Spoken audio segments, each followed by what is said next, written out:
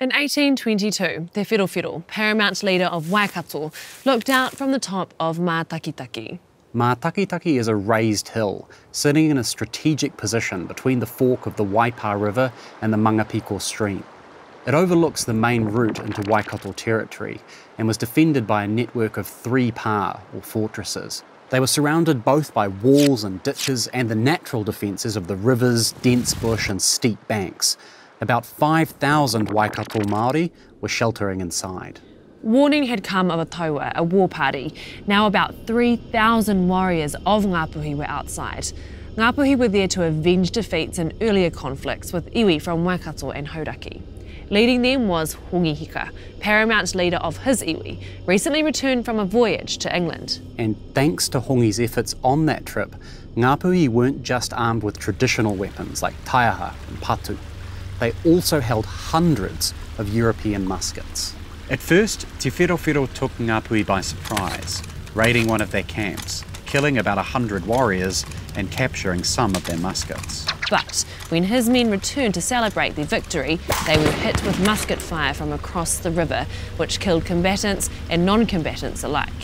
Seeing that slaughter and hearing the unfamiliar roar of gunfire, the people inside the pā panicked. They tried to run, but a bridge across a deep ditch at the eastern end of the pā collapsed under their weight. Many were trampled or smothered to death. In the midst of this chaos, Ngāpuhi made their assault. Te Whirowhiro and the other survivors were forced to flee. By the end of the day, it's thought up to 1,500 Waikato Māori were dead and hundreds more captured. The battle for Mātakitaki was maybe the bloodiest in the history of Aotearoa. It's possible more New Zealanders were killed that day than any day of the First or Second World Wars. But it was just one of a series of conflicts which were fought all over Aotearoa for more than 30 years. Out of approximately 100,000 Māori living at the time, it's estimated 50,000 were directly affected, killed, injured, enslaved, or forced to migrate from traditional lands, sometimes permanently. These conflicts had a tremendous influence on the rest of the 19th century, and the aftershocks continue to be felt today, 200 years later. These days they are most commonly known as the Musket Wars.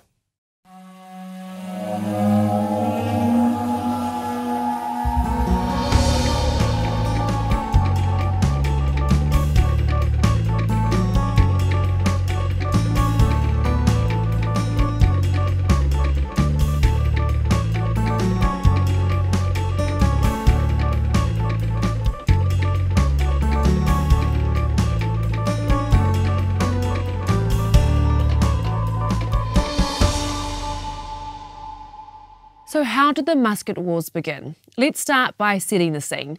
James Cook's expeditions to Aotearoa in the 1760s and 1770s were followed by a series of visits from other Europeans, explorers, sealers, traders and whalers. By this point, many Māori were well aware of what a musket could do. Some had seen them demonstrated by visiting Europeans, and some had been on receiving end of the guns as well. But at first, visiting ships only sold the weapons in small numbers. Many were so badly made they didn't fire at all. Others could just blow up in your face. And the first battle of the Musket Wars didn't do much to prove the power of firearms over traditional Māori weapons. In 1807, a tauā, a war party of about 500 Ngāpuhi warriors, made its way south to attack 2 rival iwi, Ngāti Whātua and Te Roroa. Ngāpuhi had a handful of muskets and must have been interested to see what they could do. But they never got the chance. As Ngāpuhi settled down for a meal at Morimonui, north of what's now Dargaville, Ngāti Whātua and Te Roroa launched a preemptive strike. Ngāpuhi rushed to load their muskets, but when they raised them to fire, the Ngāti Whātua rangatira, Murupainga, ordered his warriors to drop to the ground. The musket balls whizzed over their heads. And before Ngāpuhi could reload, Ngāti Whātua and Te Roroa closed the distance and cut them down. Eventually, a Te Roroa rangatira called Tāoho called an end to the fighting. He was related to Ngāpuhi through marriage, so he wanted to avoid an outright massacre. Still, this was a major defeat for Ngāpuhi. There were so many bodies left in the sand, the battle became known as Te Kaia Te Kāroro, the Feast of the Seagulls. One of the survivors was a Ngāpuhi rangatira called Hongi Hika. Hongi's relative, Pokaia, was the leader of the tauā and ordered him to flee when he saw the battle was lost. Hongi hid in a nearby swamp and watched as his friends and whānau, including Pōkāia, were killed. Tikanga demanded that Hongi and his iwi respond to this disaster. Now, you might think that having seen muskets fail to swing that battle in Ngāpuhi's favour, Hongi Hika would have decided these new weapons weren't worth the trouble. But he had a broader vision. Hongi had been trained from childhood as a war leader. He was a shrewd tactician and strategist. He also had help from one of his wives, Turikātuku. Despite being blind, Turikātuku often went to war with Hongi. She was his closest advisor. Hongi and Turikātuku believed that if Ngāpuhi could get enough muskets, they would be unbeatable. And there was only one way to get muskets, from Europeans. Through the 1810s, Hongi Hika and other Ngāpuhi rangatira encouraged Christian missionaries to live in the Bay of Islands. Hongi never became a Christian, but he knew a missionary settlement would lead to more trade opportunities, not just for muskets, but all kinds of other new technologies. By 1815, Hongi was the undisputed leader of Ngāpuhi, and more ships were dropping anchor at his home in Kirikiri. Hongi Hika was one of the great figures of New Zealand history, and he did more than just fight battles.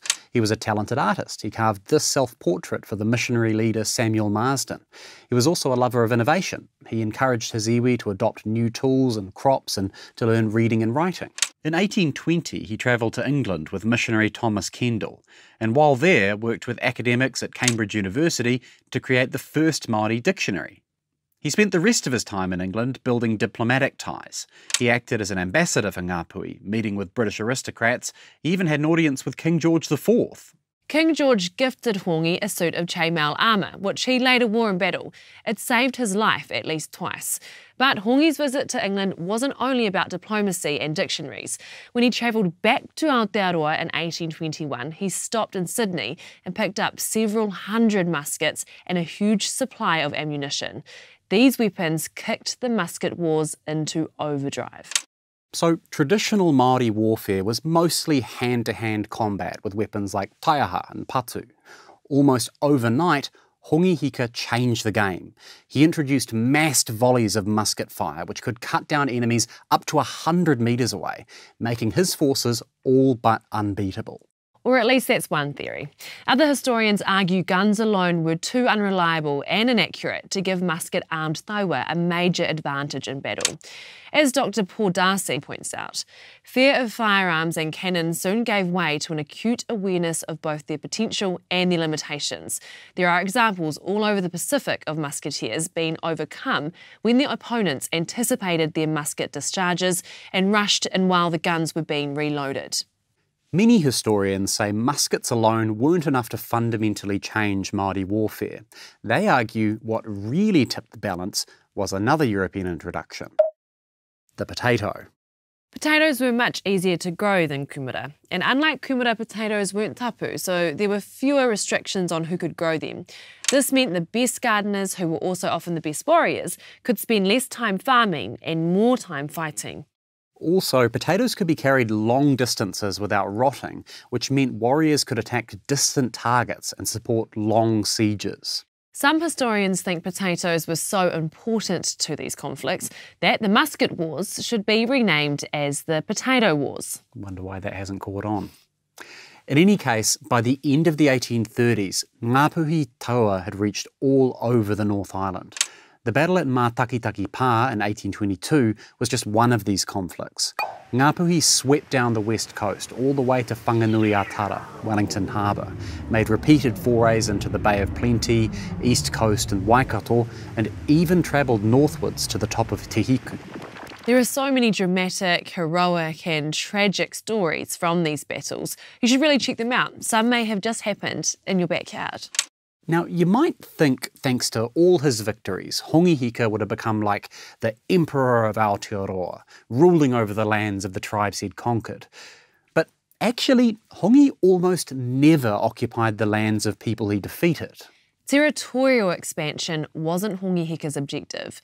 The point was mana and utu. We've talked about these concepts in previous episodes. Mana can be translated as prestige, status or spiritual power, while utu means something like rebalancing or reciprocity. So Ngāpuhi weren't launching invasions to conquer land. They were settling debts, avenging old wrongs and enhancing their mana in the process.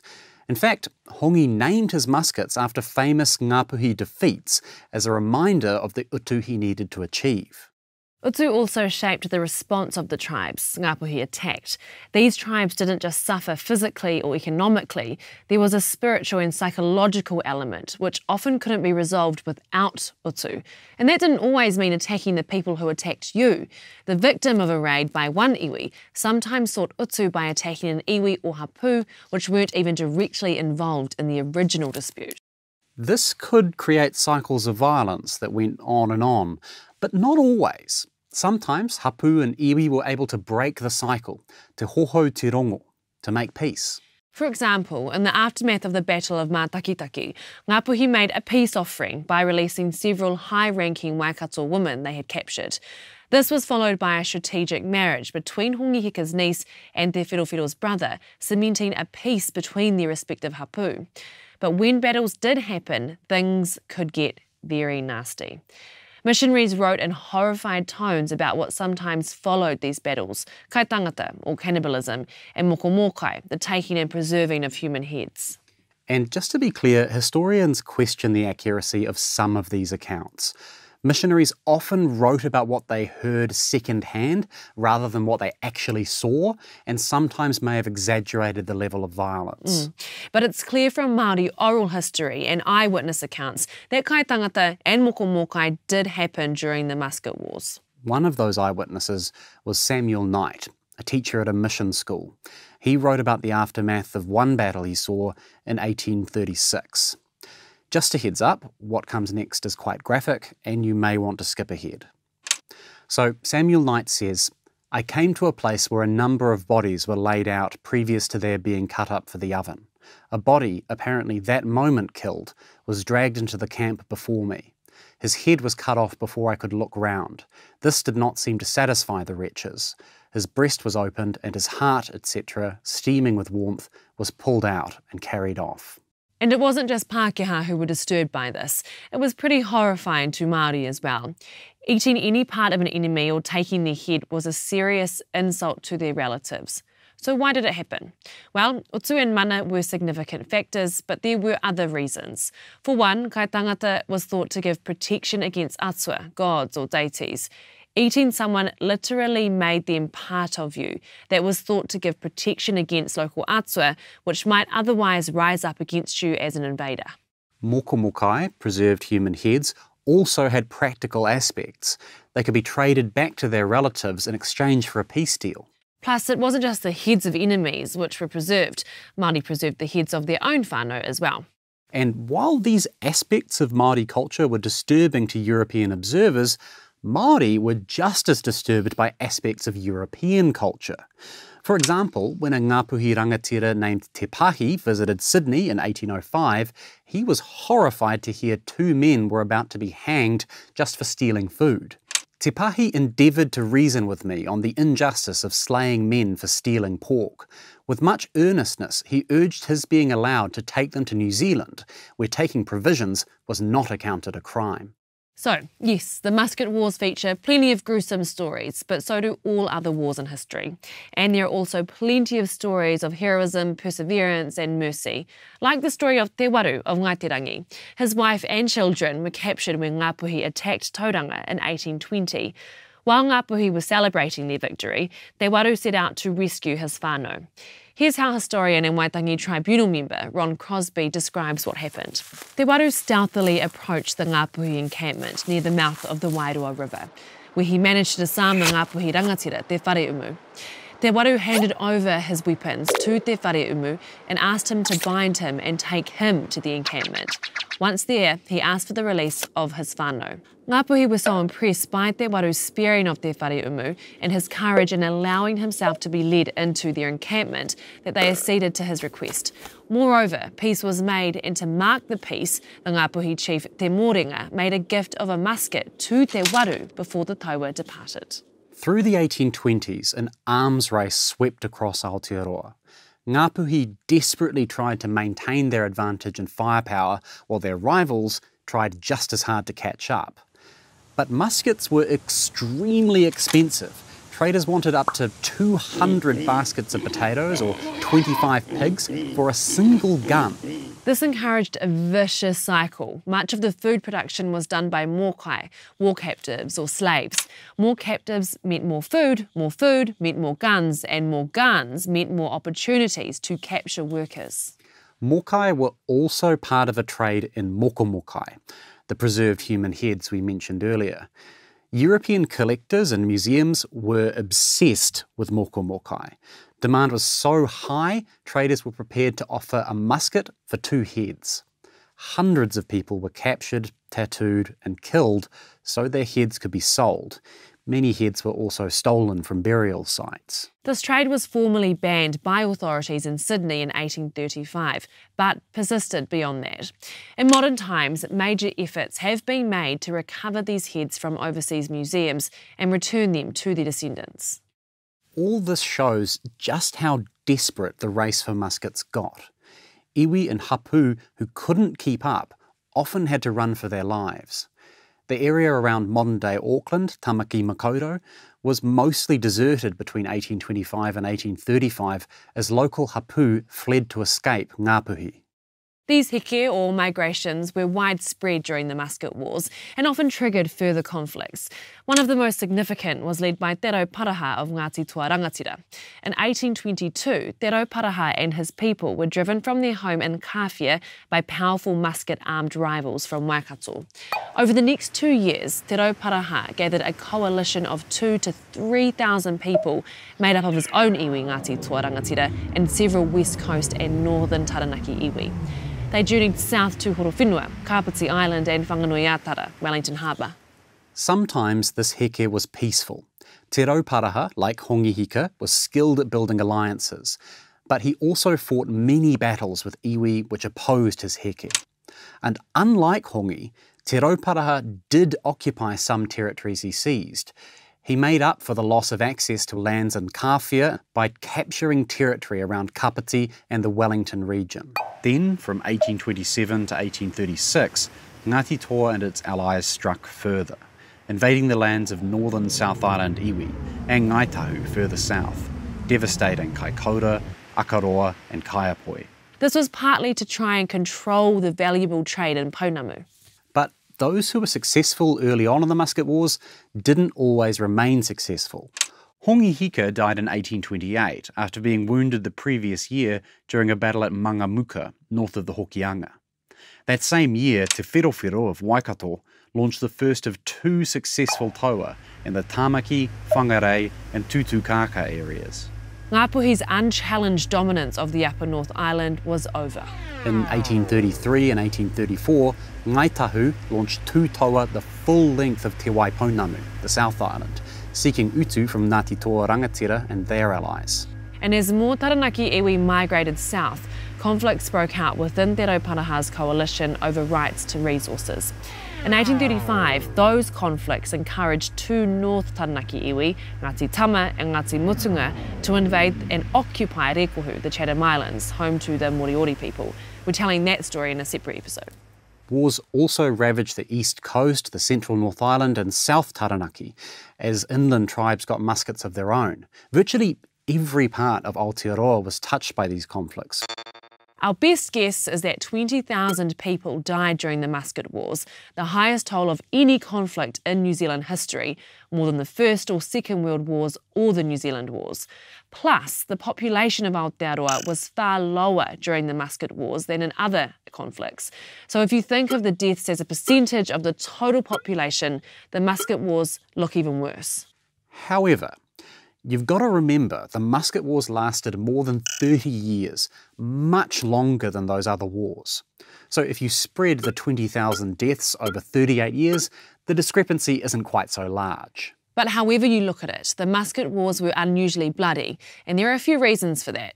First, these conflicts were fought inside Aotearoa. In the World Wars, New Zealand's non-combatants were mostly safe from the fighting.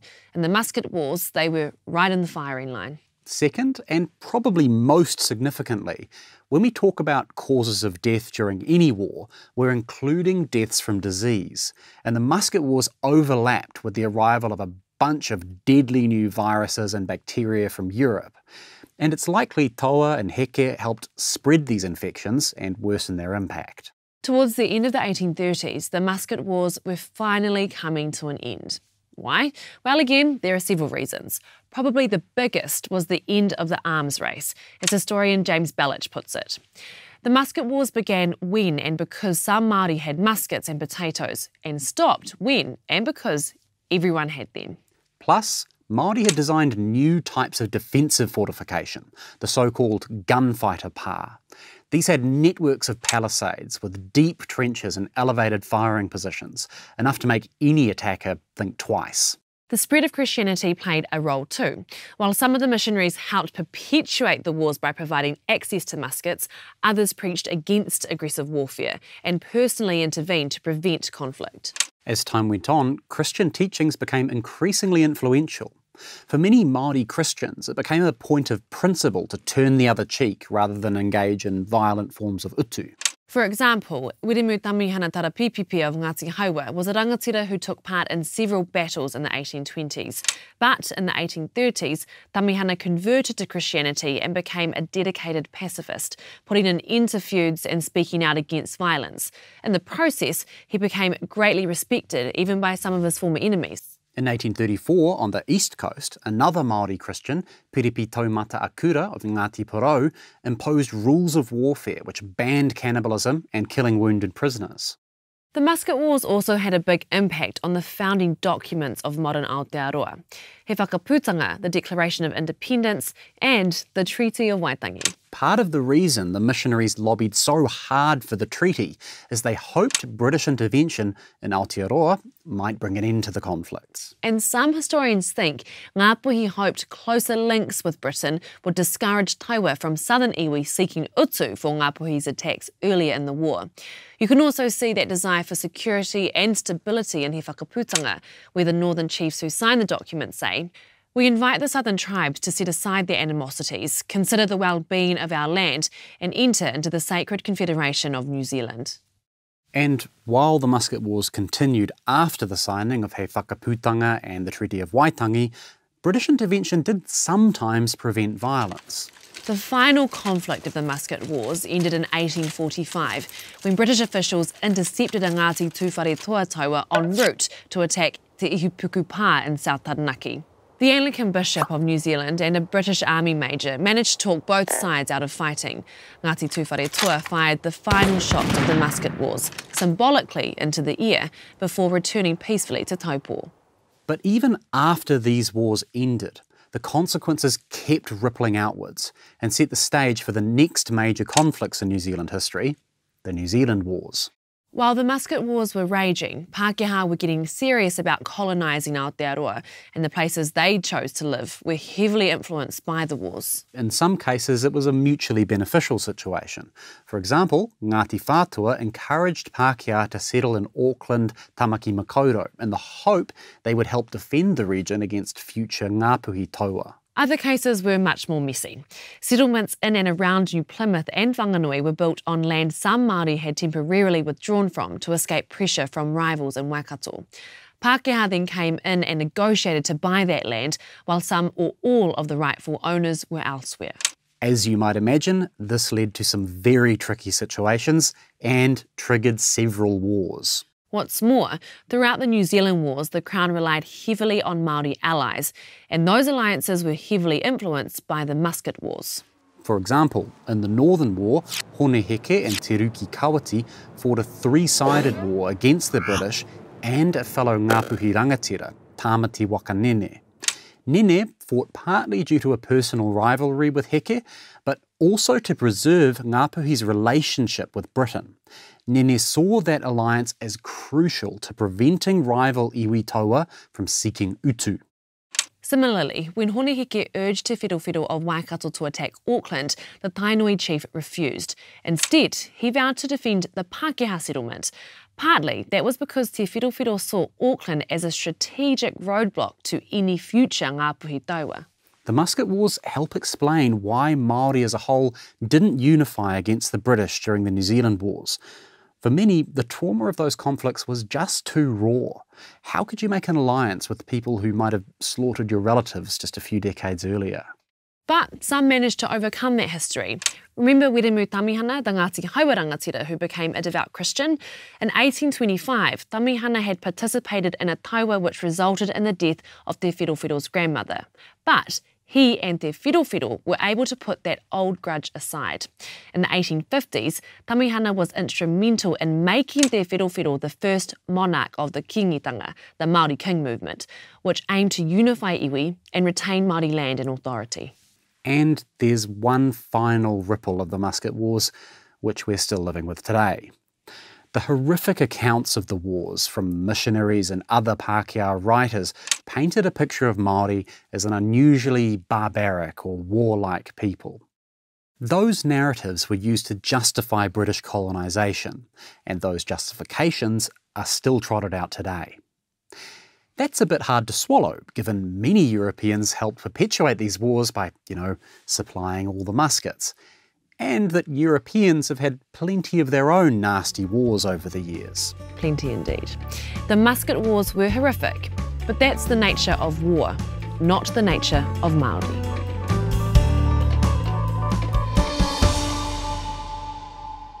Kia ora, thanks very much for watching our show. If you want to know more about the Musket Wars, we've put a list of some of our sources in the description below. One we found particularly useful was The Forgotten Wars by Ron Crosby, so maybe give that one a try. Ka kite anō.